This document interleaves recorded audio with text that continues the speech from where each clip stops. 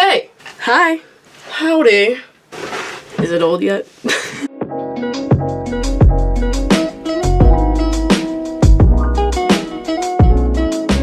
Hey guys, it's Maya Haiso and welcome back to my channel. I didn't expect that to become part of my intro, but here we are. So, no one asked for this, but I made it in my notes. And so, I'm gonna be giving you guys some life advice. This is advice that has either helped me, that I've learned along the way of life, or that I wish I had known at an earlier age. And hopefully, it helps you too. Most of it is kind of common knowledge, but I'm gonna share it anyway. So let's start off with those negative vibes. If someone is being toxic to you, as I've said, you don't have to deal with it. But if it's getting to the point where it's really irking you, blocked and reported. Say it with me. Blocked and reported. I'm telling you, for the people that don't block their exes, I do not understand. Whether it is a friend, whether it is an ex-girlfriend or an ex-boyfriend, if you cut them off, you cut them off. I don't care about the quote that says, if your ex blocks you, you won.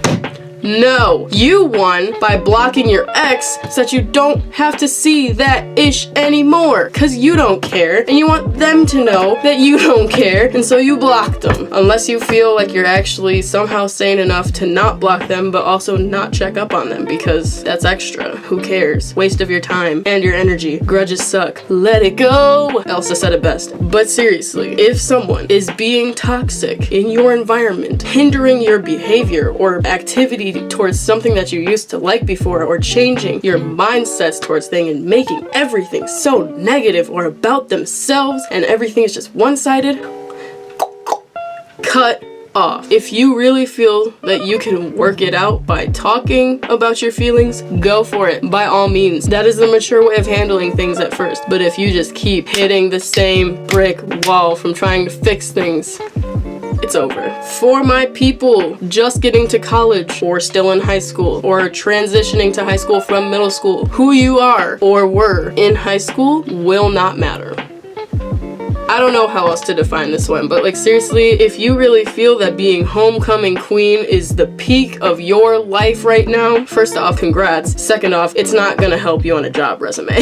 You know what I mean? So it's great to achieve things like that, but don't put that above everything else in life, because it won't matter outside of high school. And I'm not belittling your achievements. What you're doing is great. It's something I was never to achieve myself, because but in college, no one will care who you are in high school. It's a complete new chapter of your life where you get to start over and reconstruct your reputation, essentially. And you can choose to either make that better or worse. And that's all a matter of perspective as well, between a variety of people. There's a lot of people in college, if you didn't know. So that's what's up. Along with that, everyone is figuring out who they are. Like Mulan sang, "Who am I inside?" I was not about to sing. Those aren't even like the exact lyrics, but that's what the song's about, is finding who you are. You know what I mean? And so if you don't know who you are, because I know I sure as heck did not my first semester, that's fine. There's a lot of people out there just like you, including me for a time, and I'm still figuring it out. I have no idea what my purpose is on this earth. But seriously, if you're feeling anxious about that, I feel you, but it's normal, so don't even worry about it.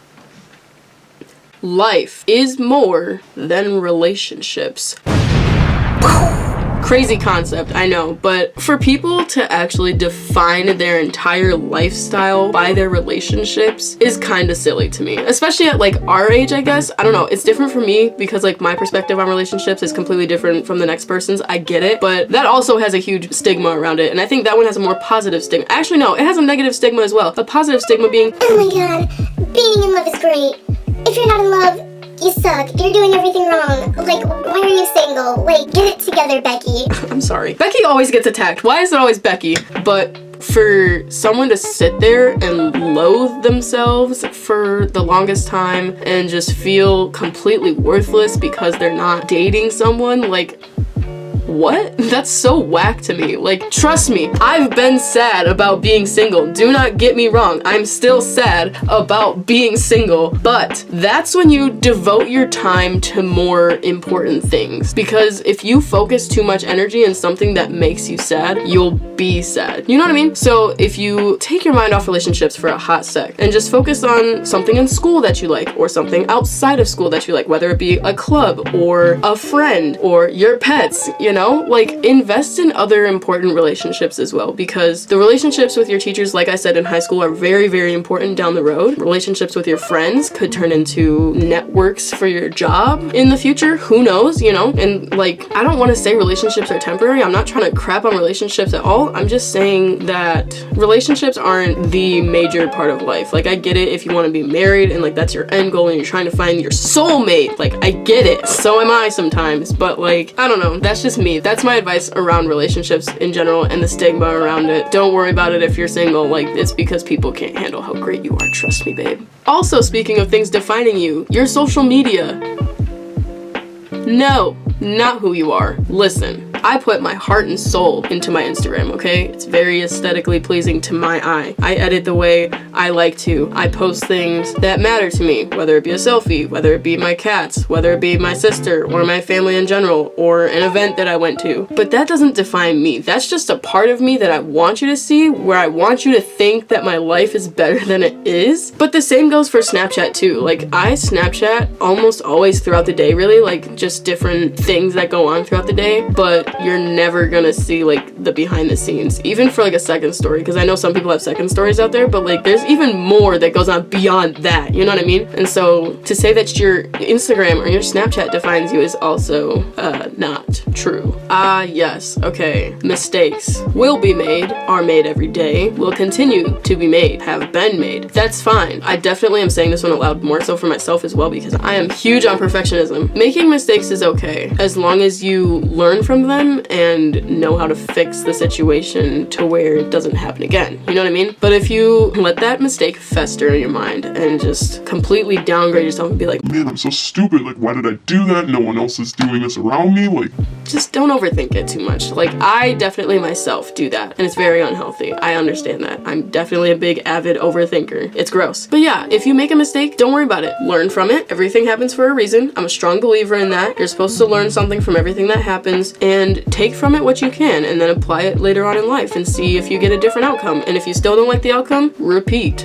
Another piece of good information. Here's a saying that I really like. It goes, and I think I learned it from my mother. Shout out to you, Mom. If it won't matter in 5 years, why let it bother you now? It's a fantastic quote, because honestly, if Timmy said something bad about you during recess, is it really gonna matter 5 years down the road when you and Timmy have probably split ways and you just won't be around each other? Like, seriously, if things won't matter in 5 years, don't let it bother you now. Like, minor inconveniences happen all day, every day throughout life. I get it. I'm right there with you guys. But if it won't matter, don't let it fester and bother you too much, because that as well is unhealthy, and this too shall pass. Another phrase that my mother has taught me: growing old is mandatory, growing up is a choice. Let me explain. Growing old, of course you're gonna get older with age. We're all dying right now. I'm a whole day older now than I was yesterday, 24 hours ago, and I am partially more dead than I was 24 hours ago. Time, crazy concept, I know. But growing up, like, if you want to play, I guess, or something, or like, I don't even know how to explain this one, but like, if you have something that seems juvenile to others but that you genuinely enjoy, go ahead, do you, whatever. But yeah, growing old is boring. Adulthood is boring. Like, have fun. Try to find somewhere to have fun in the meantime. Make time for yourself. It's very important throughout the day to make time for yourself.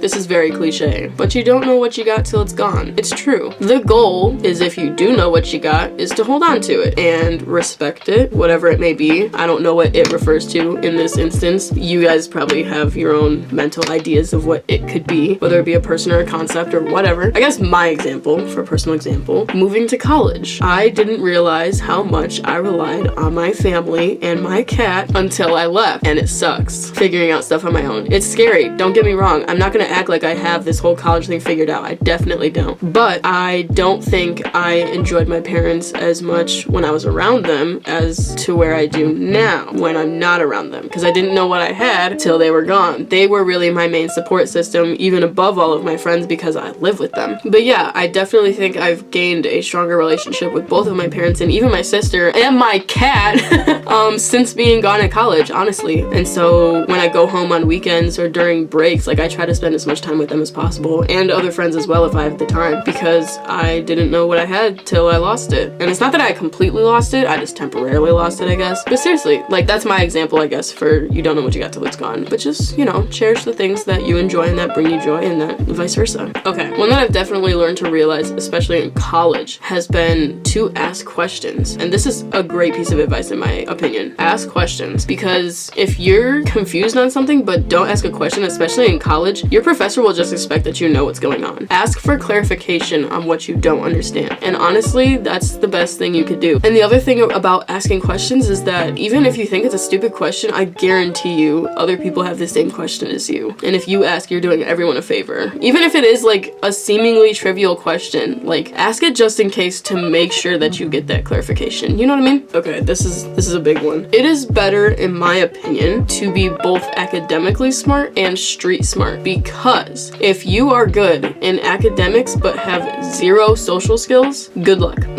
Good luck, Charlie. Or if you are bad in class but good in life skills, I guess, still good luck, Charlie. You need to kind of find an even balance between both, where you're good at school stuff, which is more than just memorizing, like you have to actually understand basic concepts and apply them to other situations, but in life, to know how to make a phone call or cook dinner or do your laundry or anything that is like an independent activity. Like you have to be good at both, in my opinion. Being politically aware is another big one, because we are the generation that is going to save the world. Be kind, dang it. Be kind. Oh my goodness. Okay, something I have noticed in college recently is that people don't wave to cars when crossing the street. That's common courtesy. Like okay, say you're driving, right? I'm driving down the street and I'm gonna put my turn signal on to signal that I'm changing lanes, change lanes, and wave to the person in my rearview mirror to say thank you, right? That's common courtesy while driving. Why does it change when walking? I don't think I have ever crossed the street and not waved to the cars that stop for me, because they're saving my life by not driving me over, you know? So like wave and say thank you. I don't know, that's just something I noticed in college. Another way to be kind: randomly compliment someone, whether you know them or not, whether it's your teacher, whether it's your friend, whether it's your family, whether it's a stranger, whether it's a person sitting across from you on the bus. Give them a compliment. A little goes a long way. I don't think people realize that, or maybe they do, and if you do it more. You can compliment yourself too, like shoot, look in the mirror and be like, dang, you hot. Or dang, you really doing it to him today, sis. Yes, queen work. You know what I mean? Like hype yourself up. It's so important to hype yourself up, to have some kind of basis for self-love in your life. But otherwise, share that love with other people too, because it's important. I have been talking for half an hour. The last thing I really want to say for a piece of advice is that you truly do not know what is going on behind the scenes for anybody. So unless you truly know what's going on, you can't judge a person for behaving a certain way or looking a certain way. You know, I don't know. I don't really have any good examples on this one. I feel like it's really just common sense to not assume what is going on up here. But I don't know. I feel like people should be more sensitive to that aspect. And I'm not saying be sensitive like, oh, this is offensive, that's offensive, this is offensive, I'm offended. like, okay, it's 2019, everyone's offended, but like, I don't know, I feel like we should talk to each other more. Just talking about things and like processing things out loud with the perspective of another person can sometimes be helpful. I don't know, I think we should just be there for each other more. You know what I mean? That's all I really had in terms of advice. I think I hit all my points. I hope you can agree with most of them, but if you liked what I said, or if you liked the video in general, leave a like and a comment down below. My social medias, I didn't even plug myself in the last video. What the heck? Follow them. Hello. Hello. They look so pretty. Look at them. Hi. It's exciting stuff. Also subscribe for more weekly content. I almost said daily content. Could you imagine a college student, me, doing daily content? Oh my god.